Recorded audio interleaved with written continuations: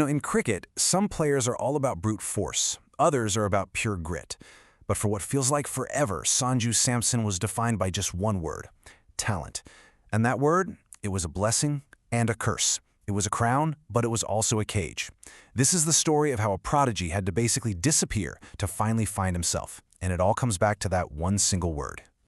See, this quote from Ravichandran Ashwin just nails it. This is the narrative that has been wrapped around Sanju Samson his entire career. It's the starting point for everything, this massive, massive promise that everyone saw. A promise that, would take over a decade to actually, truly come true. All right, so to really get the man, you have to start with his father. Because Sanju's story, it doesn't begin on a cricket pitch. It begins with a crazy act of faith, an unbelievable sacrifice. I mean, just stop and think about that for a second. His dad, Samson Vishwanath, a former footballer himself, saw a spark that others just completely missed. When the system in Delhi said no, he didn't just, find a new coach. He packed up his entire life, left a stable job as a police constable, and moved the whole family back home to Kerala. He told his boys to walk with authority, to never look meek on the field. This wasn't just moving house. This was a statement. It was a declaration of belief that basically set the entire stage for Sanju's life. So back in Kerala, that belief started to pay off. And let me tell you, it paid off fast. Sanju didn't just knock on the door of Indian cricket, he absolutely blasted it off its hinges. I mean, the rise was just meteoric. He's 17, and he's playing first-class cricket for his state. By 19, he's the emerging player of the year in the IPL, and he's learning from the one and only Rahul Dravid. The very next year, he's top scoring for India in the Under-19 World Cup, and just a year after that, boom, he's wearing the Senior India jersey. It felt like everything was going exactly according to plan, and that talent label was just shining brighter and brighter. And here's the secret sauce, right? This is the magic behind his batting. While other guys are trying to muscle the ball with these huge swings, Saj's power comes from a place of complete calm. He has this incredible stillness. He keeps a super stable base and just lets his perfect, sublime timing do all the work. And what's the result? Those gorgeous, almost lazy-looking sixes that just sail into the stands. It's pure power, just disguised as elegance. Okay, but this is where the classic hero's journey takes a sharp turn. After that incredible, explosive start, the straight road to stardom suddenly became this winding, confusing maze. The prodigy? Well, he entered the wilderness. Just look at this timeline. He debuts in 2015, and then nothing. 4 long years before he gets another shot. And even after that, it was this frustrating cycle. He'd be in the squad, then out of the team. He'd play one game here, then get dropped for the next 5. That's the loneliness of the dugout. Technical issues, like a real problem with the high-paced short ball, started to pop up. He even said it himself later. I kept on doubting myself, thinking, what if? Can I make it? The talent was obviously there, but suddenly, everyone, including him, was questioning his temperament. But this is where things started to shift.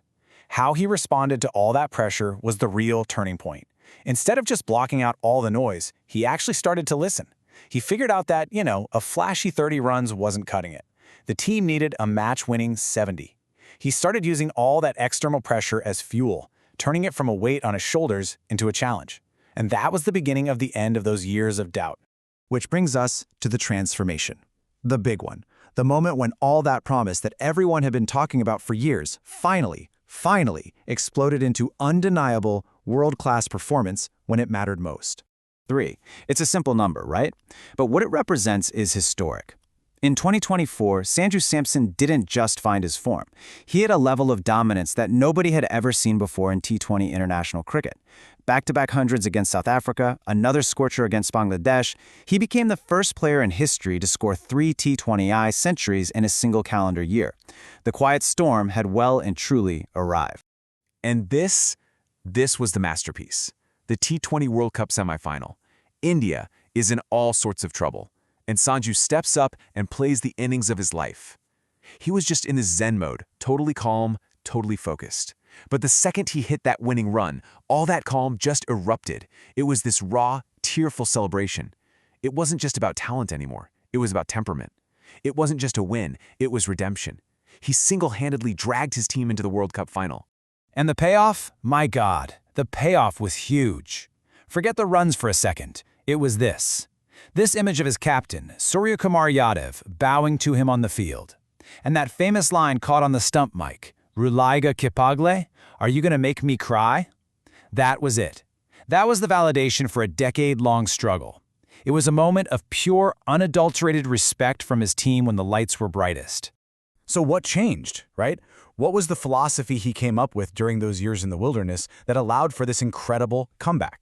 Well, it really boils down to three key things.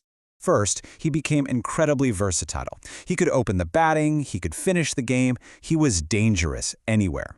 Second, he fully embraced a selfless mindset. It was no longer about his average. It was all about what the team needed in that exact moment. And third, and this is my favorite, he developed this amazing mental strength. He actually gets inspiration from the movie Basha, where the hero, Rajinikanth, is this quiet, humble guy until he needs to be a gangster. That's Sanju, calm and cool until the situation demands a hero. And that's really the big takeaway here. His heroism isn't about being this flawless prodigy who never made a mistake. It's the exact opposite.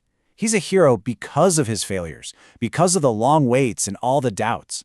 The Pride of Kerala became the guy who was often looked over, the so-called Plan B, who stepped up and delivered when all eyes were finally on him. So I'll just leave you with this question to think about.